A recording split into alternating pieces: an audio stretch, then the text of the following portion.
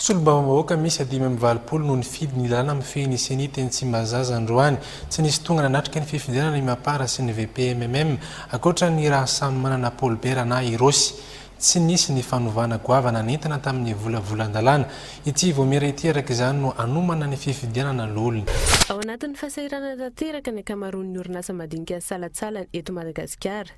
Mazava ny valon'ny fanadihadiana iray ny nivoaka androany izay nataon'ny agence capsule tamin'ny mpitarika sy lehiben'ny orinasa madinika salatsalany miisa 200 izay mampiasa olona 5 hatramin'ny 50 isa. 17 isanjaton'ireo orinasa madinika nanaovana fanadihadiana ihany nahita fivoarana kely tamin'ny fidiram-bolan'ny orinasa mihoatra ny tamin'ny taondasa raha toa ka 20 isanjaton'ny orinasa nanontaniana no tsy nahita fiovana.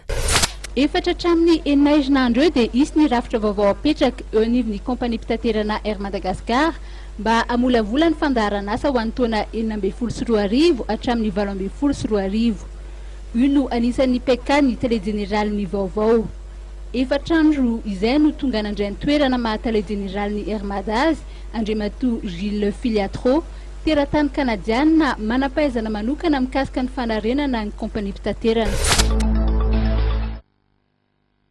Teo anatrehany solitena ny mponina sy ny tompona andraiki-panjakana teto anivon'ny komuna Anjimabeto no nanaovana ny famindrandrara teo amin'ny bentanana taloha Andrianaivoly sy ny bentanana vaondrainy andraiky ny Rakotomanana Entso. Ny alohany fanaovatsony ireo antota taratasy dia nofaritany teo aloha fa tao anatiny 12 taona nitondrany dia betsaka ireo zava-bita fa ao koa ireo mbola hotoizana. Nankaherin'ny bentanana vao isantatra ny asa izy. Afantatra teto raha teo ny lelavoly navelan'ny bentanana teo aloha ho fampandehanan-draharaha. Ny zavatra goavana be tena miandry amin'ny komuna tahaka nytony raha hitantsika teo ny zavatra misy amin'ny navelan'ny bentanana teo aloha ny fotodrafitrasa dia ny tena olana ary ny tena asa goavana ny andraketana dia ny lalana ny 6 km eo 7 km miala avy any amin'ny tara zany dia atao eo amin'ny adiny ray eo.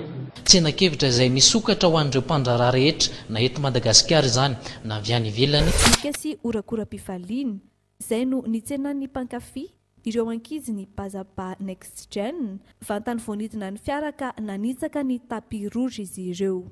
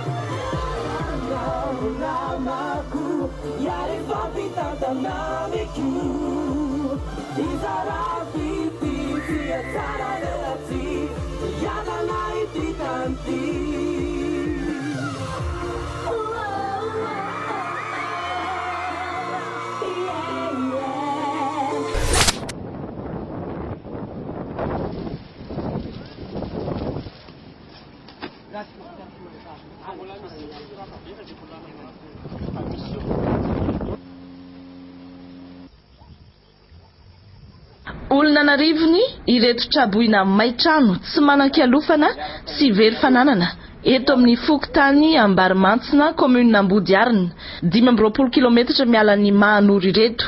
Indray no faon'ny afo ary tsy nisy niangana ny trano 50 tafo teto amin'ity tanàna ity tao anatin'ny minitra vitsimonja. Nisy fandroana teto andro larobia eo tamin'ny voaloala ny heta iafony tamin'ny tranon'olio.